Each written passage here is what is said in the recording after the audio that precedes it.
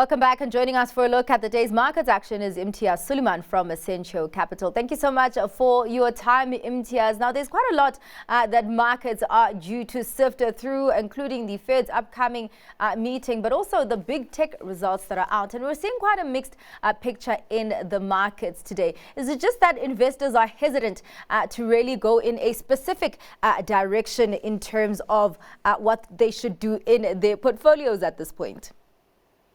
Yeah, thanks, Zanati. I think we got quite a few central banks that are going to announce their interest rate decisions this week. So we've got the US, we've got Japan, and we've got UK all coming out this week. It's looking most likely that we will see a cut out of the US probably in September. And the signaling out of the Fed is going to be quite important. So the data until now has been quite strong. GDP that came out last week was very strong out of the US. But again, this is lagging data. So, there are some signs of weakness coming through the market in terms of company earnings, the unemployment level starting to tick up.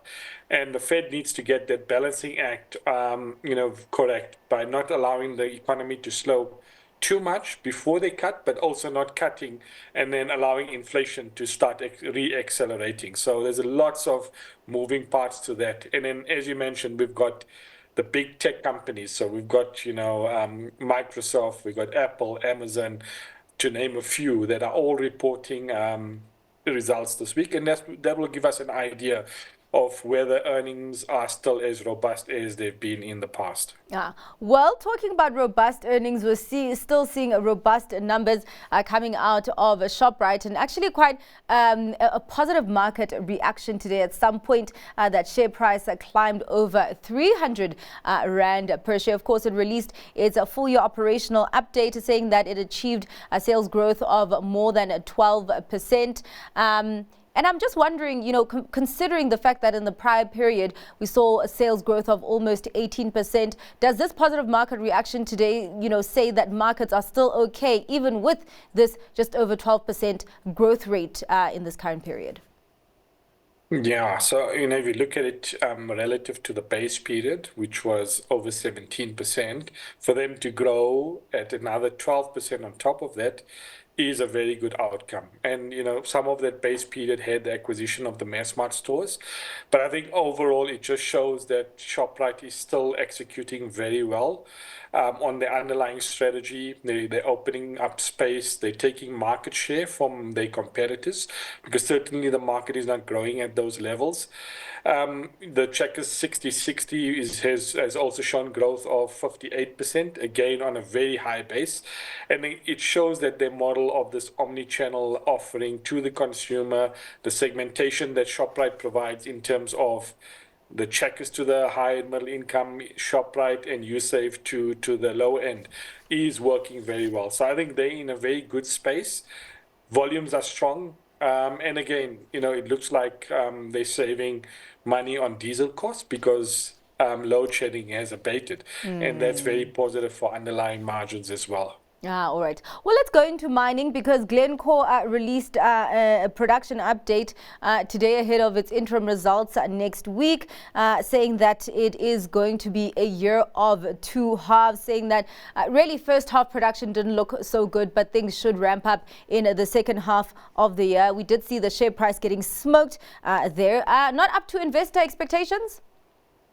Yeah, certainly not. If you look at across the different divisions, copper, coal, cobalt, they were all below market expectations. And it just shows that Glencore has to run harder in the second half to meet the full year numbers. They are still guiding that they're comfortable to meet the full year numbers. And they are going to release some working capital throughout the period, which would help with their net debt levels. But ultimately, it comes down to the execution. And, the execution is always tricky depending on market moves, geopolitical geopolitical tensions, Yeah. and also the mining jurisdictions that they mine in. So they have to prove themselves, and I think that's why the market was a bit disappointed with the production levels that came out a bit light. Yeah.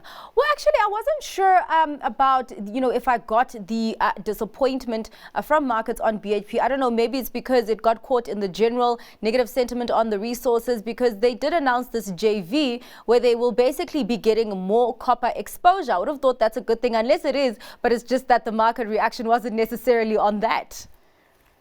Yeah, I think generally the resource sector was weaker today, Yeah. and that's on the back of some of the disappointing data that we've seen come out of China. Yeah, There hasn't okay. been massive stimulus, although China is talking about some sort of stimulus, but Yeah. we did see lower commodity prices, which they would have affected BHP Bulletin. All right. But in terms of them getting more copper exposure, would you say that that's them moving in the right direction according to their strategy? Yeah, when they did make the bid for Anglo American, Yeah. the prized asset within that stable is the copper asset that Anglo American has. Yeah. And, copper is one of the commodities that all of the resource companies see as a strategic asset. Yeah. It is in short supply. And if you look, going out 10, 20 years, copper is the one commodity that's going to be in demand, given that it's very key in the energy transition Yeah. towards renewables and electric vehicles and the new age technologies such as the chips and microprocessors. So certainly copper is a prized commodity within all of the commodity stable that the companies are eyeing. All right. Well, talking about prizes, let's get to your stock pick for today. Imtiaz, what will it be? Yeah, I'm going for Roche Holdings. They're a company based in Switzerland. They're a major pharmaceutical company, essentially with two divisions, pharmaceuticals and diagnostics. In the pharmaceutical division, they've got a leading position in the oncology segment, very innovative, investing a lot in terms of research and development, trying to stay ahead of the new drug and finding the next drug that's going to, cure some of the diseases that there aren't any cures for. And then on the diagnostic side, it's all about preventive healthcare and people spending more money trying to, diagnose illnesses earlier. So they're very well positioned, I think, on both areas. They generate good margins, ROEs of over 30%, and also very healthy cash flow with an almost ungeared balance sheet. So I think they're well positioned for the longer term health issues that we see, and also they're a very well run company. All right. Well, thank you so much for your time and for your insight on what has been moving our money today, Imtiaz. That was Imtiaz Suliman from Sentio Capital.